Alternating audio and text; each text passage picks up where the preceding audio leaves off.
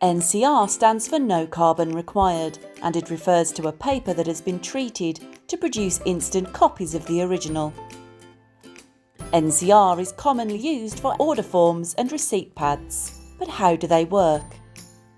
The reverse of the first NCR sheet is coated with micro-encapsulated dye, and the face of the second sheet is coated with clay that instantly reacts to the pressure of a pen to form a permanent mark.